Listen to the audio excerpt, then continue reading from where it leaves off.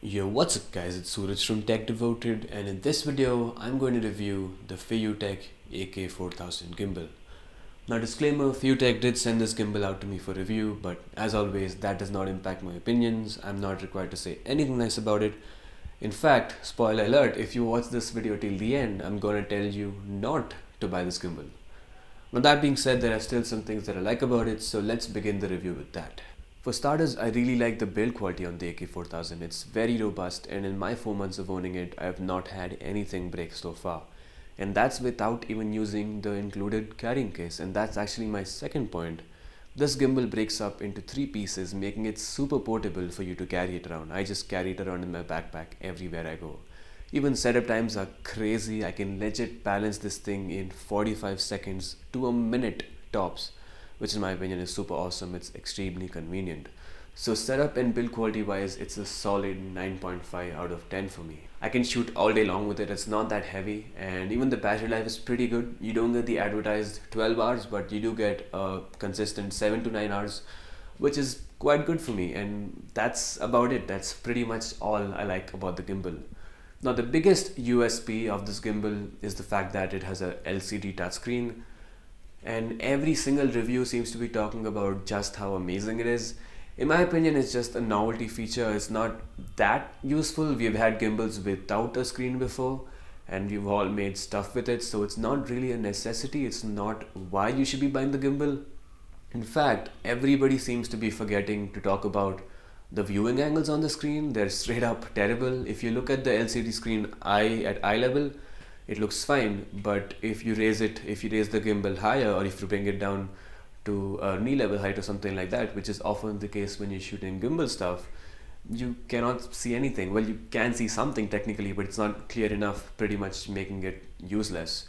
Now some might argue that having a screen is better than having no screen, which I kind of understand, but my point is that should not be the USP, and that should not be why you're getting this gimbal. The magic ring, which is supposedly another USP of the gimbal, also falls flat for me. It works well to pan or tilt the camera, but to zoom or to use as a follow focus, it does not work well. In fact, neither of those features work with my camera. The zoom at least works to a certain degree, but the follow focus does not work at all with my camera, which is the Sony a6300. Now it would have been fine if those were the only setbacks with the gimbal. Those are not essential features. We have had gimbals without them. It would have been totally cool if those were the only problems. The biggest setback for me is the fact that it's not a reliable machine. It does not give me consistent, smooth shots every single time. I've had the gimbal for 4 months now. As I said, I've used it on several projects, including a promo video for my college, a video for under 25, a video for a local gym, a music video for a friend, and of course my product reviews here on YouTube.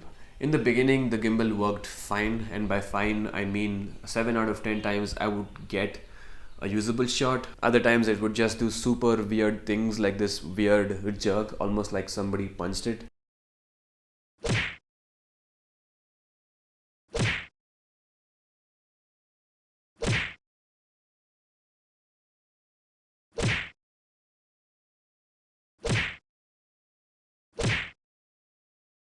I have so many clips of just this weird jerk thing. I could make an entire blooper reel out of it. Sometimes it also vibrates out of the blue for no apparent reason.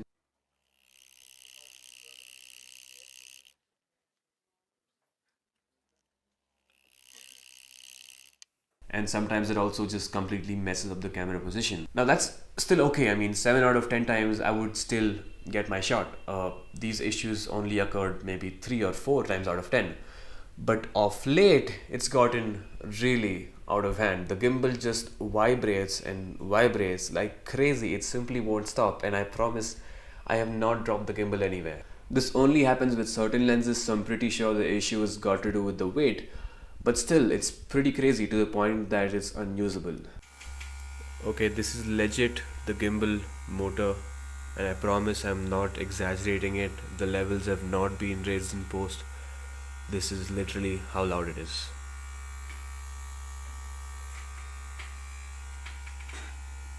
I'm gonna grab it in my hand now and see if anything changes.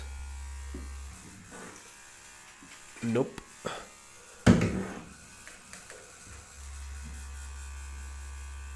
That's I'm gonna turn it off and turn it back on. Okay. Properly balanced, as you can see. I mean, I guess this is as good as you can balance the gimbal. So balancing, there's no problems. Look at that axis, it's fine. Okay. This is cool, and it's not even going sideways, so it is as balanced as it can be. But now if I turn it on,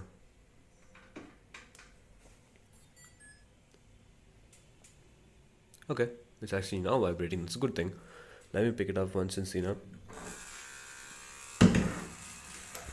Never mind. And that's one of my favorite lenses. This is the Sigma 16 1.4, and if I can't use the gimbal with this lens, that's pretty much a deal breaker for me. Okay, so hear me out 1 second. Okay, so I don't want you to think that I'm making this stuff up, or that some other gimbal manufacturers, paying me to say this kind of stuff. That's just absurd.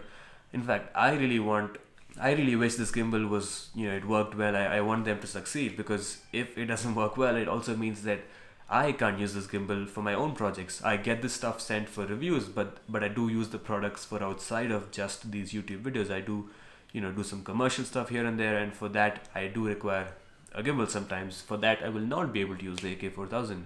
So for now I'm going to be going back to my Moza Across, which is the first generation. It does not have a screen, it doesn't have a follow focus, nothing fancy like that. That thing has always worked well for me. I'm going to be using that for now. Now, I did watch some other reviews of the AK4000 just to see what the general consensus was like. Turns out they're all mostly positive, so it could be that my particular unit here is defective. So I reached out to the FeiyuTech team to see what's up. I told them about the issues I was having, and honestly it wasn't of much help. They responded to some of my problems, whereas some of the other problems, including the vibration issue, they just simply straight up ignored or dodged. I don't know what's up.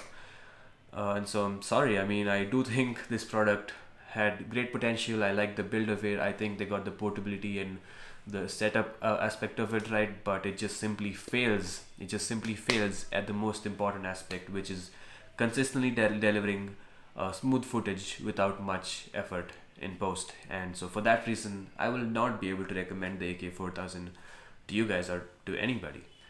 So yeah, that's my review of the FeiyuTech AK4000. If you found it helpful, or if you enjoyed watching it, give it a like. If you did not, vote it down. Let me know in the comments why you didn't like it. If you're new around here, consider subscribing for more videos just like this one. It's been Suraj. Also let me know if you have a FeiyuTech product. Let me know what your experience has been like. But yeah, it's been Suraj. Thanks so much for watching. Take it easy and stay devoted.